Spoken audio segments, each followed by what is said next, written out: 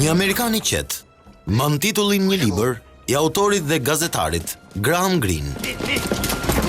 Libri, i përjetësuar edhe në film, rrëfen historinë e një zyrtari amerikan në Vietnam, i cili mes luftës së përgjithshme dhe konfliktit politik të brendshëm, nuk reagonte pothuajse fare. Madje, shfaqej gjithnjë i qetë.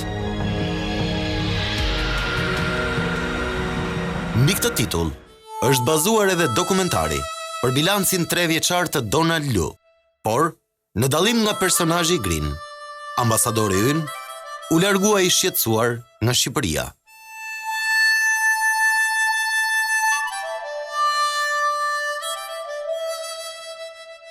Përplasja me politikën, drejtësinë dhe botën e krimit.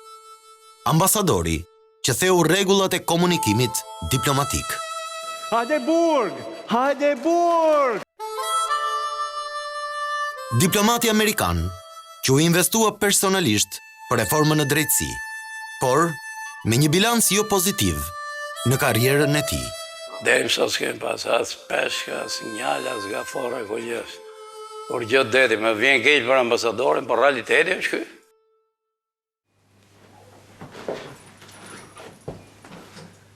Një, 2, 3, 4.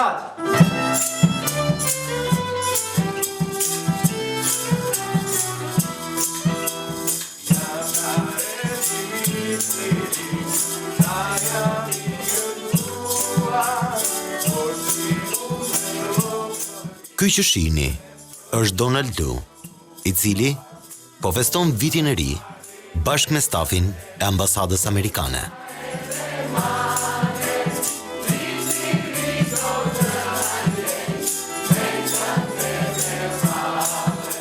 Me vegla muzikore në duar dhe me një shqipe të përçartë, ai ka zgjedhur një këngë për fëmijë për të uruar festat e fundvitit.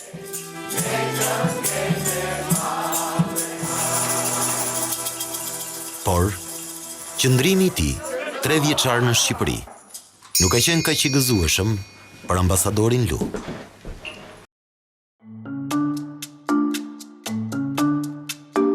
Jemi në fillim të vitit 2015. Donald Lu ka marrë zyrtarisht mandatin për të qenë në krye të ambasadës amerikane në Tiranë. Ai flet shqip, diçka impresionuese në pamje të parë. Është një privilegj i madh për mua që jam këtu në Shqipëri. Por, shumë pak e din se Donald Lu ka mësuar çdo gjuhë të atyre shteteve që ai ka shërbyer. Lu flet gjuhën kineze, gjeorgjane, ruse, hindu, afrikane, gjuhën azerbajxhanase dhe atë urdu. Detyra e tij si ambasador në Tiranë nuk do të ishte aq e lehtë, pasi politika shqiptare ishte mbushur me deputet me rekorde kriminale. Lu do të befasohej që në muajt e parë të tij si ambasador, ku në mjedisin politik qarkulloi një histori me skenar vrasjesh dhe shantazhesh. Të implikuar në këtë skenar ishin deputetët Tom Doshi e Mark Froku, si dhe kryetari i parlamentit asaj kohe, Ilir Meta. Unë kam kërë në Budva me familjen, me morin telefon Mark Froku. Dhe më ka thënë thotë që Ilir Meta ka pagu lek për ty, për me të eliminu ty edhe më hillë fufin. Unë nuk kam frikë të përballem në mënyrën më absolute me drejtësinë dhe me çdo lloj akuze që bëhet. Keni durim, keni qetësi, sepse gjërat do të zbardhen deri në fund. Partia Socialiste e përjashtoi deputetin Doshi nga radhët e saj, dhe kjo u përshëndet nga ambasadori amerikan. Kjo ishte pa precedent për politikën shqiptare, e pa dëgjuar nga asnjë ambasador i mëparshëm amerikan. E pa dëgjuar edhe për Donald Lu. Për ditë, po dalin problematika që politika vazhdon të ketë lidhje me krimin dhe kjo është shumë e rëndësishme. Doshi and Mr. Prenga are facing criminal charges right now. Përballja ka qenë në emra të përvetshëm. Kandidimi i individëve me rekorde kriminale është një poshtrim për popullin shqiptar. Rama nuk e dëgjoi për fat keq. Por, kutia e Pandorës sapo ishte hapur. Një e nga një, do të zbuloheshin të gjithë politikanët me probleme me drejtësinë. Nuk e ndihmoj as klasën politike, nuk e ndihmoj as popullin shqiptar që çlirohet me kriminalët. Në zgjedhjet lokale të qershorit 2015, Partia Socialiste dhe Partia Demokratike vendos të nxjerrë si kandidat Elvis Roshin, Artur Bushin, Eduard Kaprin, Fram Frokajn, Artur Bardhin, Fredi Kokoneshin, të cilët në formularat e dekriminalizimit kishin fshehur dënimet në të kaluarën. Edhi falë për figurën time, po ju me një frimisht të kushëm. Unë jam Elvis Roshi, o Ervin Roshi, si të kërkojnë ata, unë jam një djalë kavaje.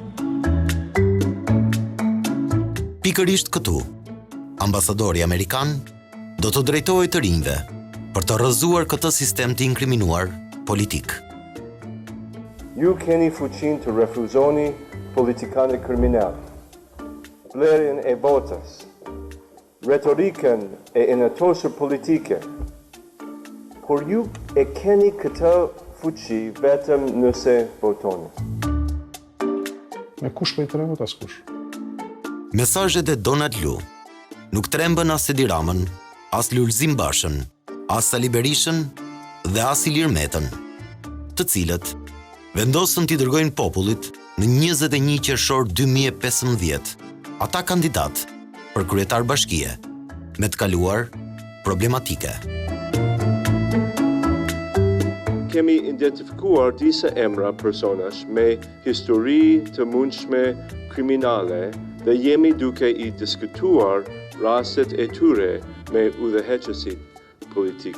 Nuk kam pëlqyer momentin kur ambasadori amerikan ose diplomat tjetër kanë vendosur një gjithë standard individ të dekriminalizuar me ndonjë kryetar bashkie shkakuar për skandale të rastit.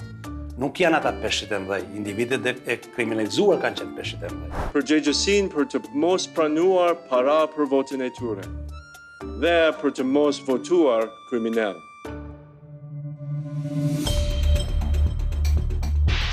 Çuditërisht, mesazhet e Lus nuk u reflektuan as në votat e qytetarëve, pasi kandidatët me probleme u zgjodhën krye bashkiak në qytetet kryesore të vendit. Sa herë ky zotëria ka fol kam drejt me entuziazmin që ky ka pas vetes një makineri të madhe, si që janë Shtetet e Bashkuara, makineri presioni. Kompleksja e politikës me krimin do të vijonte. Në fund të korrikut 2015, Departamenti i Shtetit publikoi një raport për trafikimin e njerëzve në Shqipëri. Donald Lu e shfrytëzoi më së miri këtë raport për të zbuluar emrin e një deputeti, i cili ishte akuzuar se kishte kryer trafikim të njerëzve në të kaluarën. Fjala ishte për deputetin socialist Arben Doka. Ambasada vlerëson si të turpshme që ka një antar të parlamentit shqiptar me dënime për trafikimin e njerëzve. Shqiptarët kanë të drejtën të kenë përfaqësues të zgjedhur me integritet dhe standarde të larta etike, jo kriminal. Populli shqiptar e di shumë mirë që askush nuk tremet në këto historira, për fat keq. Dhe kjo është edhe kriza që ka populli shqiptar me politikanët e vet. Nuk kaluan as 2 muaj dhe deputeti Ndoka dha dorëheqjen nga parlamenti shqiptar. Emrat për cilët në mënyrë të dukshme ka pas prova, sigurisht që eliminon. Mi po nuk është eliminon mentaliteti, rrugët me cilën këto persona depërtonin politikë. Me nisjen e sesionit parlamentar, në shtator të vitit 2015, situata politike kishte arritur kulmin mes akuzave për ashashin dhe avionëve të mbushur me drogë, që konsideroheshin si mushkonja nga qeveria. Doktorit i shkojnë SMS që çdo natë avionët ulen mbi vjak, nuk janë avion, janë mushkonjat.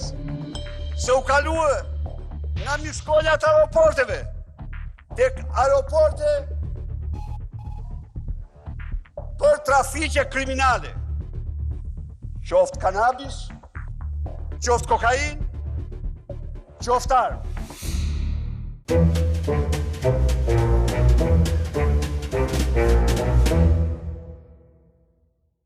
Për të provokuar edhe më tej këtë debat, në atë kohë, kryeministri Edi Rama, bashkë me ministrin e tij të brendshëm, Sajmir Tahiri, organizuan një aktivitet të quajtur Antidroga, një histori suksesi. Në këtë sallë, të mbushur plot me policë, qëndronte i ulur Donald Lu në krah të Tahirit. Edhe unë mendoj që Ambasada Amerikane dhe zyrtarët perëndimor në Shqipëri kanë mbetur sy për kanabisin. Kanabisi nuk ka qenë shqetësim i Ambasadorit Lu dhe unë e gjej në gabim në këtë, sepse kanabisi u bë shqetësimi kryesor me kalimin e viteve.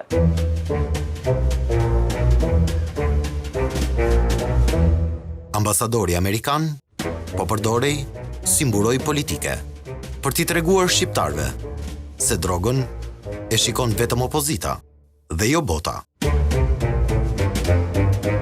Duke mendu se sa ka fol për gjëra tjera, kuptotje, do të jam i sigurt që po të kishe bërë pak presion për kanabisin, kuptotje, po si duket nuk ka qenë në agendën e vetë. Ambasadori vetëm nuk ka folur për kanabisin, më ka marrë pjesë edhe në konferenca me titull Kanabis histori suksesi.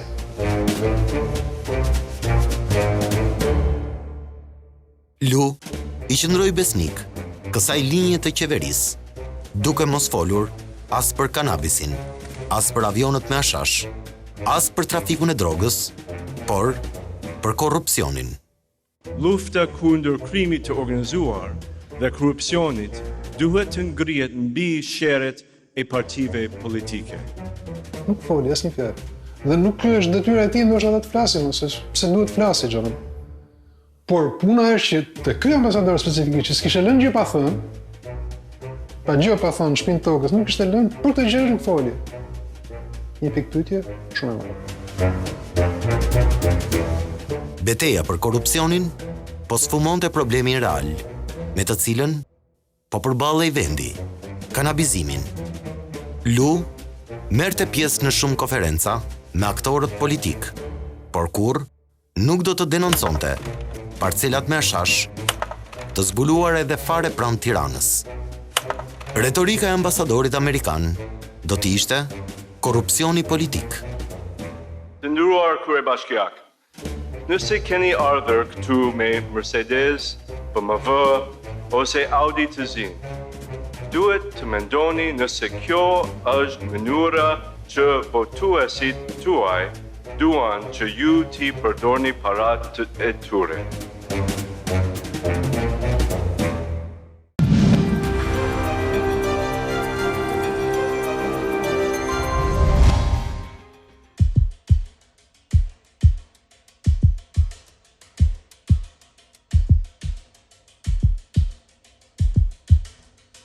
Diplomati Amerikan, Donald Lu, nuk foli as për trafikun e drogës së abilajve, me të cilin ishte mpleksur ministri brendshëm Sajmir Tahiri.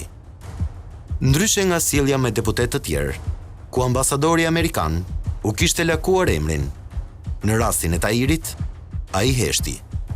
Madje, ai shkoi deri në mbrojtje të ish ministrit të brendshëm, duke thënë se ndaj tij nuk duhet të bëhet një persekutim politik, si në kohën e regjimit komunist.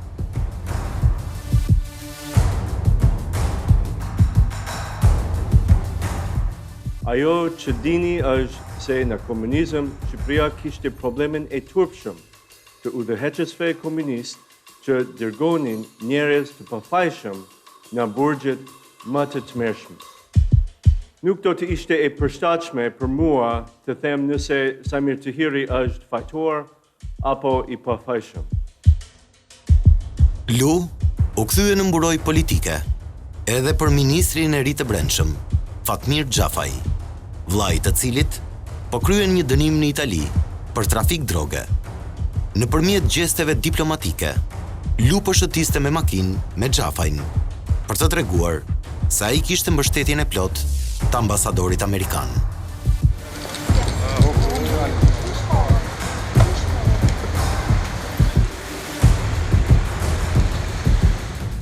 Ky ishte një standard i dyfisht i ambasadorit Amerikan.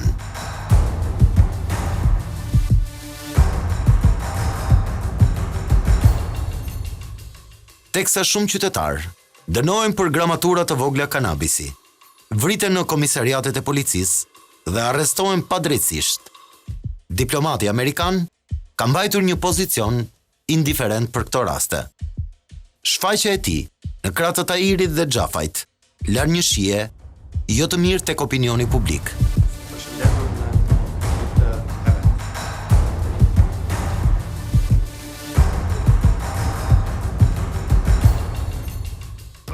Duam që 500 e mëdhen të ngjihen penalisht, të dënohen dhe të futen në burg.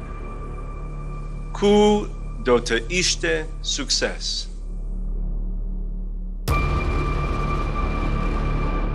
Lu do të ishte nga komunikimi i tij publik, edhe emra të përveçshëm të politikanëve. Tashmë do të përdorte metaforën e peshqve të mëdhenj, e cila më pas u kthye në meme humoristike.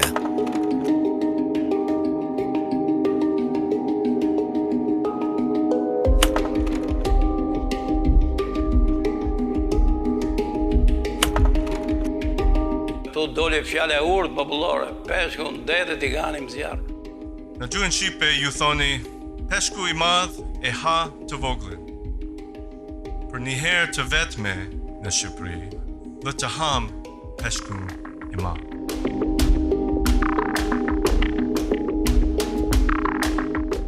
Në ligjërimin e tij publik ka edhe deklarata që me karakter do ishte kufizuar të quhet propagandistik, por janë me karakter motivues. Peshë të mëdhenj nuk ka patur, nuk e di kur do ketë. Për brenda 4 vjetëve të shërbimit të tij, u nis me një kontribut të jashtëzakonshëm, por zhgënjimi sigurisht është i jashtëzakonshëm dhe kjo është e rëndë. Por, deri më sot, asnjë ngjalë apo peshk të madh politik nuk ka ngrënë populli shqiptar.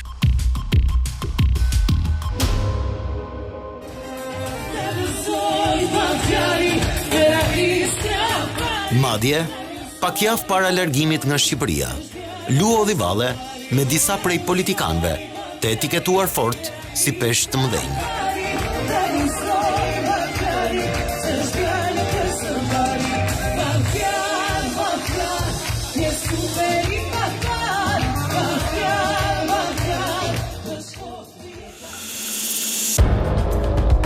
Përveç klasës politike, në agjendën e tij diplomatike, Donald Lu sulmoi edhe botën e krimit.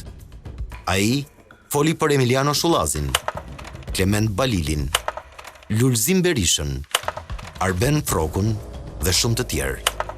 Persona si Arben Froku, që vrau një shef policie, por në mënyrë të mistershme u lejua të largohe nga vendi derisa ishte në pritje të apelimit në gjykat. Persona si trafikanti i dënuar për drogë, Emiliano Shullazi, që është akuzuar haptazi në media për trafikim të vazhdueshëm të narkotikëve dhe vrasje, por nuk është çuar përpara drejtësisë. Unë mendoj që është motivuese, unë mendoj që është obliguese për qeverinë, për institucionet e drejtësisë, për gjithë enturazhin që vjen për qark, ta thosh, reprimimit botës krimit. 4 klan kryesore kontrollojnë 20 familje kriminale që menaxhojnë operacione kriminale ku përfshihen trafiku njerëzor, shantazhi, bjedhja e makinave dhe pastrimi i parave. Propaganda zë tjetër. Retorika e ambasadorit Lu nuk pati asnjë efekt tek bandat e krimit, as tek policia e shtetit për t'i arrestuar, as tek sistemi i drejtësisë për t'i dënuar. Nuk është asnjë e re në këtë histori. Në përjashtim Shullazit nuk vjen të arrestojnë tjetër. Edhe më famkeqi, Emiliano Shullazi, i cili është në paraburgim, nuk po gjykohet. Me largimin e ambasadorit Amerikan nga Shqipëria, gjykimi ndaj tij është futur në një spirale ku me shumë gjasa mund të fitojë lirinë. Një tjetër sfidë e ambasadorit Lu ishte reforma në drejtësi, për të cilën u investua gjatë gjithë karrierës së tij në Shqipëri.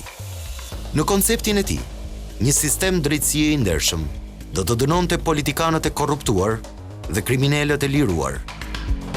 Kush i trembet më shumë reformës në drejtësi? Unë e di kush. Ministrat e korruptuar, deputetët kriminal, gjykatësit e paaft dhe prokurorët që marrin parat tuaja por kur nuk e ndjekin penalisht dikë. Ajo që unë kam dashur është që kjo reformë të bëjë në bazë të disa standardeve dhe kritereve europiane dhe mos kthehen në një reformë gjuhëtisht trigash, se po ta vëmë re, gjithë kjo reformë u shfrytëzua më shumë për propagandë. Reforma e trumpetuar me kaq zell përfundon në degenerim total. Ka nisur gabim që në themele dhe dihet që duhet tek themelet ne kemi edhe traditë popullore që themelet e kërkojnë një flim. Ky flim nuk është bërë. Shpresojmë që përmes reformës në drejtësi, më shumë kriminal dhe zyrtar të korruptuar në nivellit të lartë të mund të dënohen dhe të shkojnë në burg. Unë besoj që reforma në drejtësi në mënyrën se si është konceptuar, krijon energji të reja. Njësoj siç kishte bërë edhe më parë, Donald Lu ushtroi presion të fortë ndaj gjyqtarëve dhe prokurorëve. Ai merrte pjesë në konferenca dhe takime me aktorë të sistemit të drejtësisë. Këta e bënte pas një përshtypje dhe pas një selektim. Në sistemin e drejtësisë në Shqipëri, disa persona duhet të pushohen nga puna për korrupsion dhe disa të tjerë të çohen në burg. Gjyqtar dhe prokuror ishin të nënshtruar përpara ambasadorit Lu, i cili kishte nisur t'i shikonte kyçin e dorës për ora të shtrenjta.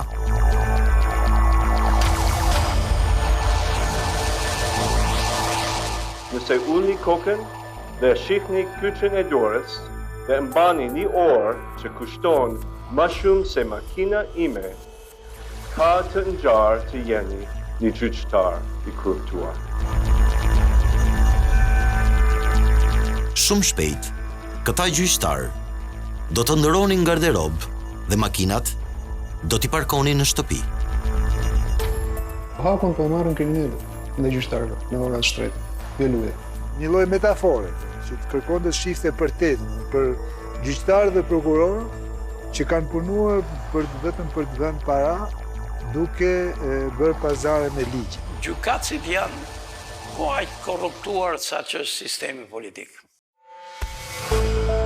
Ndërkombëtarët po këmbgulnin që reforma në drejtësi duhet të votojë brenda sesionit parlamentar të 2016-s. Dhe Lu ishte tepër aktiv. Zakonisht, roli një ambasadori është që ai të heshtë, të thot atë që vetë ai nuk e mendon. Kjo është një praktik që ndiqet kryesisht nga diplomatët e shkollës së vjetër. Por Lu prej kohësh kishte devijuar nga kjo linjë. Ne dim prej vitësh që ambasadori SBA-s në Shqipëri nuk është si çdo ambasador.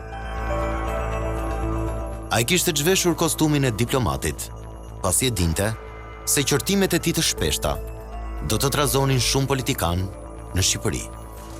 Ambasadori e dinte fare mirë se në Shqipëri askush nga politikanët nuk ka guximin që të kundërshtoj Shtetet e Bashkuara.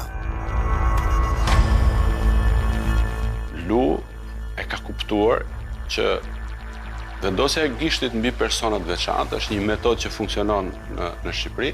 Para shqiptarët duan që Shtetet e Bashkuara të Amerikës të jenë guvernatorë në Shqipëri. Për reformën në drejtësi, ambasadori Amerikan vraponte sa tek Lulzim Basha, më pas tek Edi Rama. Gjithashtu, Lu kuptoi se në Partinë Demokratike, përveç Bashës, ishte edhe një zë tjetër tepër i fortë, që orientonte këtë forcë politike. Ai ishte Sali Berisha, të cilin diplomati e futi në agjendën e tij të takimeve të nivelit të lartë. Shtetet e Bashkuara të Amerikës kanë përdorur që reforma të ketë sukses, presionin. Të vetmin politikan që nuk e përfshiu në takimet për reformën në drejtësi, ishte kryetari i parlamentit, Ilir Meta. Jo vetëm kaq, por më vonë u zbulua se Donald Lu kërkonte edhe arrestimin e kryeparlamentarit Meta, si dhe të ish kryeministrit Sali Berisha. Ky nuk ishte një thashethem mediatik, por një pretendim i konfirmuar nga vetë kryeprokurori i asaj kohe, Adriatik Lalla, i cili për këtë dërgoi një ankesë drejt Kongresit Amerikan për Donald Lu. Lalla kishte ndezur fitilin mes Lus, Berishës dhe Metës.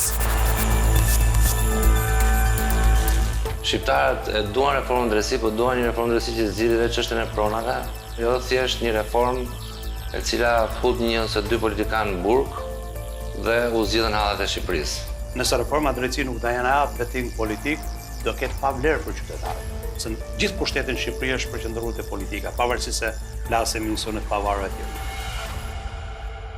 Kreu i kuvendit kishte humbur qetësinë, pasi ishte vënë në dieni për kërkesën e arrestimit.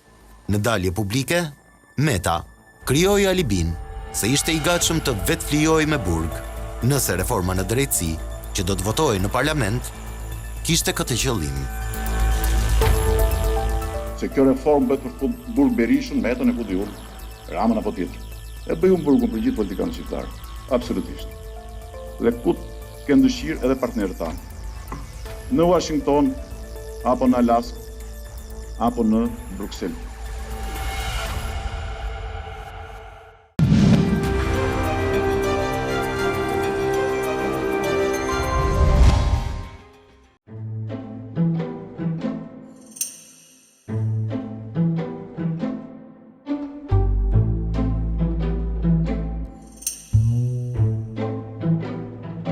Ambasadori Lu ishte tepër i pakënaqur edhe me opozitën. Me Berishën kishte një komunikim agresiv, ndërsa me Bashën, për Lu, sjellja e tij ishte paqëndrueshme. Përplasja më e fortë publike mes Lu dhe opozitës ishte në korrikun e 2016. Ambasadori shikulloi Bashën, duke thënë se ai është një politikan që thyen zotimet e dhëna karshi Shteteve të Bashkuara. I thash zotit Basha se propozimi i tij ishte i papranueshëm nga Shtetet e Bashkuara. Dhe se tregon që ka thyer zotimin e tij ditën e diell ndaj ambasadores Lu. Por të qenë të sinqert, u perceptohet sepse edhe opozita vetë ka gabuar. Mos mundu ta trajtoj shpeshherë duke pas një afinitet me njerëzit e vjetër të drejtësisë, duke pas bashkëpunuar me ato 8 vjet. Donald Lu kishte zgjedhur për të demaskuar Bashën, pak ditë përpara reformës në drejtësi. Më 19 maj Basha në tha ne dhe ambasadorës Flahutën se të huaj ishen të vetmi persona që mund të pastronin peshkun nga koka dhe tani papritur po ndryshojnë qëndrimin e tyre. Roli krejtësisht anti-opozit i ambasadorit, jo vetëm atij, por edhe ish zonjës BE-s, i cili ishte i paprecedent. Ambasadorët zhvillojnë programet, ndihmën, për llogaritë të shtetit tyre duke bashkëpunuar me qeveritë, nuk mund të bashkëpunojnë me opozitën. Ambasadori që angazhoi nga mëngjesi deri në darkë për arritjen e një konsensusi për reformën në drejtësi, përdori të gjitha metodat. Më e fundit, ishte ajo e dërgimit të një SMS-je në drejtim të disa deputetëve opozitar. I nderuar zoti deputet, ne ju presim nesër në selinë e ambasadës deri në orën 12 për t'ju informuar për pasojat që do të keni nëse nuk votoni pro reformës në drejtësi. Duke ju falenderuar për bashkëpunimin, Donald Lu. Pikërisht, këtë SMS e morën Agron Duka, Dashamir Shej, Nard Ndoka, Fatmir Mediu dhe disa deputet të tjerë. Ish deputeti Duka zbulon për Top Story detajet e takimit në Ambasadën Amerikane dhe njohjen e pasojave nëse nuk do të votonte reformën në drejtësi. Unë ka ardhur një SMS nga ambasada. Nga Ambasada Amerikane, mua personalisht nuk më bëri përshtypje negative, sepse më ftuan pa tem, shkova, takova dy punonjës të ambasadës, një takim kortezie me ambasadorin, shumë shkurtër, dhe ata dy punonjësit më propaganduan që duhet të votoni për reformën e drejtësisë, sepse është reformë shumë e rëndësishme për vendin tuaj, gjë të cilën që mos kisha shumë nevojë, sepse edhe unë vetë që përgatit që reformën e drejtësisë duhet kalonte. Unë gjykoj që s'është e drejtë. Absolutisht. Kjo dhe shumë gjëra tjera kanë qenë gjëra anormale, që edhe ambasadorët tjerë, të jemi sinqert, nuk i kanë bërë. Nuk dihet kush e ka orientuar për këtë lloj strategjie Donald Lu, por një praktikë e ngjashme është zhvilluar edhe në Kosovë, ku ambasadori amerikan, Christopher Dell, u dërgonte SMS deputetëve për të votuar zgjedhjen e Behgjet Pacollit si president.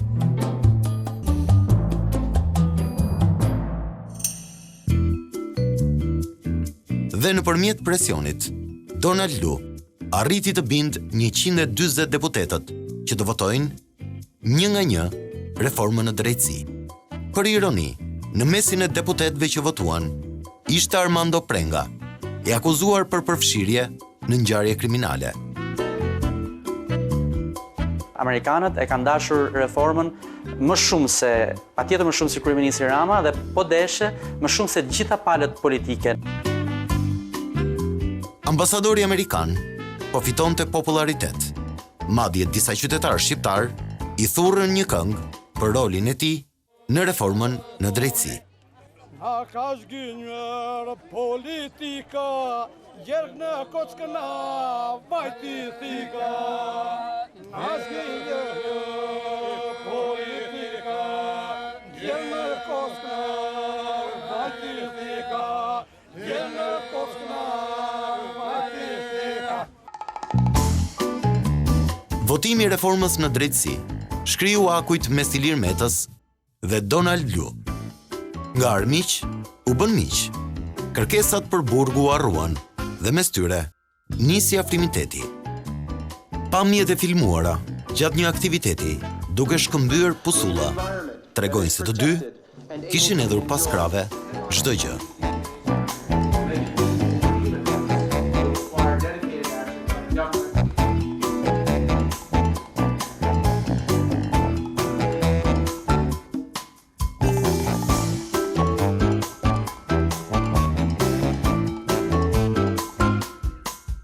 Për publikun e gjerë, Donald Lu është parë shpesh si një super shqiptar, i cili kujdeset më shumë për të ardhmen e vendit se sa vetë politikanët tanë. Ai tregon me gishtë zyrtarët e korruptuar, sulmon prokurorin e përgjithshëm me akuzën e sabotimit të reformës në drejtësi, si dhe inkurajon qytetarët që t'i kërkojnë llogari qeveritarëve. Nëpërmjet këmbguljes së tij, Lu arriti të zhduk kryeprokurorin Llalla nga sistemi i drejtësisë për shkak të aferave për pastrim parash.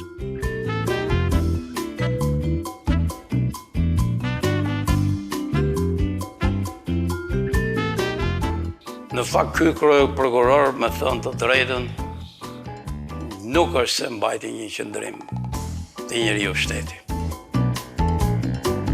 Ambasadori përdori të gjithë fuqinë e tij diplomatike për të bindur Shtetet e Bashkuara se një prokuror si Adriatik Llalla duhet i revokojë përjet viza amerikane. Prokurori përgjithshëm nuk ishte një prokuror i suksesshëm. Ishte një prokuror që ishte kthyer problem për shoqërinë shqiptare, njëri i cili flinte midosi, në një vend ku korrupsioni ishte në nivele shumë më të larta. Por, zanafilla e konfliktit mes Lallës dhe Donald Lu ishte e hershme. Kryeprokurori akuzonte ambasadorin se kishte ndërhyrë për mbylljen e hetimeve për kompaninë naftënxjerrëse, Bankers Petroleum. Piknisja e të gjithë debateve të mia me ambasadorin Lu ka të bëjë me ngjarjen e filluar të hetimeve nga prokuroria rreth gjyqësor Fier të shpërthimeve të ndodhur në pustet e naftës në zonën Patos Marinës. Në emisionin Opinion, Lalla rrëfeu se Donald Lu ishte përdorur nga një sipërmarrës i fuqishëm i naftës në Shqipëri, por pa bërë publik emrin e tij. Shkruajtërisht një ditë më përpara vjen në zyrën time një ndër biznesmenët kryesor sot karburantet në Shqipëri, i cili më kërkon që në rastin konkret hetimet të nuk isha arsyeshur që këto hetime të vazhdoshin, pasi ishte një rast ngjarje aksidentale. Ky biznesmen më thotë që nëse nuk binde dakord të nesmen, në zyrën time do të vinte ambasadori i Shtetit Bashkuar. Dhe çuditërisht, të nesmen se dite, ambasadori Amerikan kërkon takim me mua. Ambasadori në takimin e shoqëruar nga presidenti i Bankës Petroleum, u ngriti sërish të një shqetësim, që ai vlerësonte se në rastin konkret prokuroria duhet pushonte hetimet. Ai ka qenë një debat krejt personal, i cili u përkthye në debat pastaj në luftë ndërmjet në luftë force, kush është më i fortë, Amerika apo prokurori i përgjithshëm. Sigurisht që në këto kushte ambasadori amerikan është më i fortë se prokurori i përgjithshëm. Por e dënueshme është dhe e gabuar.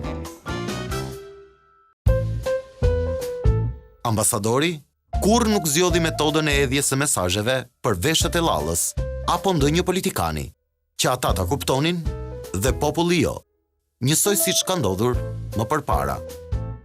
Ai foli drejt, pa komplekse, thuajse ndonjëherë edhe pa etik. Por kjo ishte gjua që kërkonin kjo klasë politikanësh dhe këta krerë institucionesh. Gjatë punës së tij 3 vjeçare në Shqipëri, Donald Lu u akuzua se po zbatonte një agjendë sorosiane, pretendimet të cilat dolën kryesisht nga zyrat e Partisë Demokratike, nuk u provuan asnjëherë. Edhe disa media të huaja, të cilat nuk njihen ndërkombëtarisht, nisën një seri artikujsh mbi lidhjet Lu-Soros, por pa ndonjë provë konkrete. Lu është konsideruar shpesh si gjahtari i mafjes shqiptare, por deri më sot, të gjithë emrat e lakuar prej tij janë pre të pakapura. Diplomati amerikan do të ofronte garanci se i shumë kërkuari për trafikun e drogës, Klement Balili, do të arrestohej brenda pak ditësh, por kjo nuk ndodhi. Lu përmendi edhe personazhe të tjera të botës së krimit, si Arbër Çekajn, Lulzim Berishën dhe Arben Frokun. Të tre këta sot janë të lirë. I vetmi arrestuar është Emiliano Shullazi. Ambasadori dështoi gjithashtu të arrestonte një peshk të madh të politikës shqiptare. Lu përmendi emrin Arben Dokës, por sot ai është aktiv në strukturat e Partisë Socialiste në Lezhë. Ambasadori u revokoi vizat disa kryebashkiakëve, mes tyre edhe Vangjush Dakos. Por edhe ai sot është në krye të Bashkisë së Durrësit dhe kërkon rizgjedhjen për herë të katërt. Startin e ka bërë zoti Lu, por në finish, në fund, nuk ka arritur. Diplomati amerikan përshëndeti arrestimin e Fram Frokajt, por ish kryebashkiaku i Lezhës e ka lënë me koqelin. Donald Lu nisi një luftë edhe me kryeprokurorin Lalla, por ky i fundit po jeton pajisisht në Gjermani, ndërsa ambasadori amerikan është transferuar nga Shqipëria për në Kirgistan. Kirgistani, dikur pjesë e Republikës Sovjetike, ndodhet në lindjen e largët të Azisë, me një popullsi prej 5.6 milion banorësh. Përveç përplasjeve të forta etnike, në Kirgistan, Lu do të përballet edhe me konflikte politike, që i kanë çuar vendin në destabilitet total. Don, ashtu siç e thriste shpesh, kryeministri Edi Rama u largua nga Shqipëria me një bilanc modest të diplomacisë së tij. Ndërdaljet e fundit publike, Lu ishte i pranishëm në emisionin humoristik Portokalli në Top Channel, ku për herë të parë kritikoi të gjithë klasën politike, përfshirë këtu edhe qeverinë. Do iki edhe për pak muaj, por nuk iki pa vëndrejtësi në tregun e madh të shoqërisë shqiptare. Këshilla që kam për ty është njësoj si për Lullin, për Daktorin dhe për Monikën. Gjithmonë shisni gjërat e gabuara për njerëzit.